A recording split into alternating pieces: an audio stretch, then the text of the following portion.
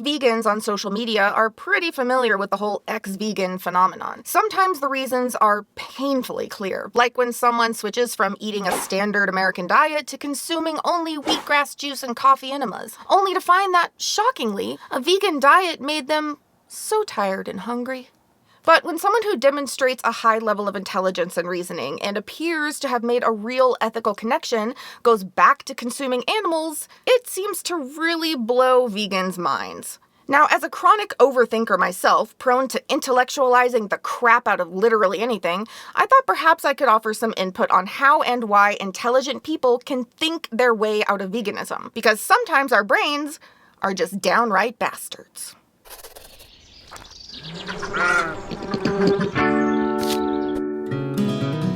Hi, it's Emily from BitesizeVegan.org, where you can find tons of educational crap about veganism to tickle your intellect. But today, I'm setting aside the citations and academic presentation and purposefully taking a more informal and admittedly snarky approach. So let's get to it. Why do smart people stop being vegan? Well, first off, I think we need to disabuse ourselves of the notion that intelligence and veganism are directly linked. Being vegan doesn't mean you're more intelligent. Being intelligent doesn't mean you're more likely to go vegan. Sometimes our intellect actually gets in the way of grasping the most basic core concepts of veganism. Much of my job as a vegan activist is helping people remember fundamental truths we've all known since childhood, like it's not okay to hurt others. The individuality of non-human animals is not a deep intellectual concept. It doesn't take scholarship, it doesn't take research, it doesn't take anything, but just opening your eyes and looking at them. You don't have to have a high level of education. You don't have to be a medical doctor. You don't have to have any of that. Now, if you've watched my videos, you'll know that I do greatly value solidly sourced educational presentations. I do believe that facts, figures, logic, and transparency are vital in vegan outreach. However, when we connect with the ethical concepts of veganism purely on an intellectual level, we risk reducing sentient beings to conceptual abstractions. Non-human animals can end up relegated to faceless data points just as much as they are within the animal products industries. This is where intellect can become a problem by helping smart people think their way out of veganism. Now, everyone, regardless of their intelligence or education level, can find plenty of rationalizations for not being vegan. But it's all just the same mental gymnastics our intellects perform to justify what we know at an instinctive level is unacceptable. If we set aside the tragic consequences, it's actually quite amusing to observe how far we humans will bend over backwards to justify our use of animals. Take, for example, the PR disaster of male chicks being ground up alive in the egg industry. Every time an undercover video makes headlines, the public gets pretty pissed. Though they don't understand that grinding up babies is not only standard practice, but it's actually the animal welfare dictated method for chick disposal. Anyways, the egg industry knows that this looks bad. So, governmental entities, universities, and tech startups banded together to find a way to sex eggs before they hatched into cute, fluffy baby chicks that even the egg-eating public didn't like seeing ground up alive. Now, to be clear, despite this innovative idea, male chicks are still ground up alive in the egg industry to the tune of around $3.2 billion a year. But just imagine the brain trust roundtable discussion on the whole chick blending alternative issue. And considering what to allocate an insane amount of money, governmental resources, time, effort, and technology to, I know one option that was never raised. What if we just don't eat what comes out of the back end of a chicken? This is the absurdity that arises from simultaneously recognizing the sentience of non-human animals while also holding the necessity of their use as a foregone conclusion. It's the result of reducing living beings to data points with their values calculated down to the cent, and it's the exact driver of animal welfare and humane legislation. And it's the very same abstraction of their individuality and inherent rights that can allow one's intellect to shift from advocating for them to haggling over the appropriate terms of their exploitation. Now, I've spoken in great depth about how welfare regulations and the approach of reducing suffering are actually harmful to non-human animals, and I'll link to those videos in the description. Still, I don't think the intellectualization to the point of abstraction fully addresses why smart people stop being vegan. Now, stick with me on this because I'm gonna get a bit existential myself here, and maybe a bit weird.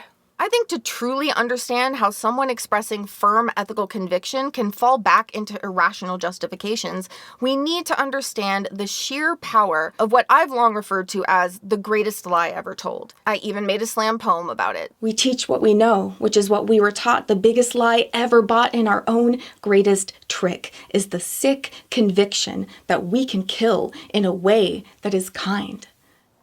My God, I'm a nerd.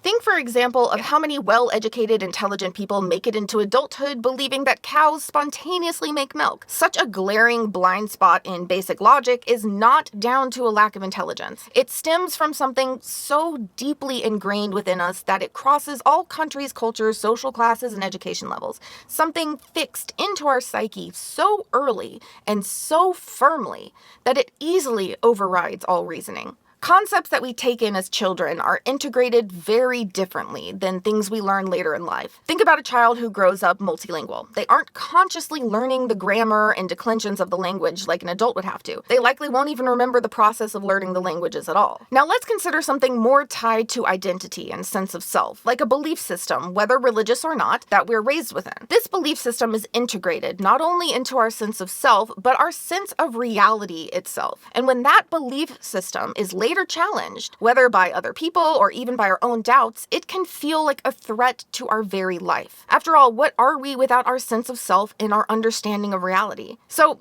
what the hell does this have to do with veganism and the greatest lie ever told concept that I ominously dropped earlier with zero explanation? Well, imagine that rather than a belief system taught and reinforced by your family, we are dealing with a belief system taught and reinforced by nearly the entirety of humanity. This is what I mean by the greatest lie ever told. Because if there's one thing that unites humanity, it's our collective non-questioning of the necessity of using non-human animals. Sure, we may disagree about which animals we can do what to, and we certainly spend a lot of time on how we can do things to them, but questioning their use at all, much less examining the reality of that use, that is a profound threat to our sense of self. Because we like to think of ourselves as good and decent people, animal lovers even. Most people don't want to cause the suffering and death of innocent beings. Most people would not slit the throat of a pig or a cow standing in front of them. In fact, most people won't even watch slaughterhouse footage. Yet, most of those very same people will passionately and vehemently defend their participation in the systematic brutalization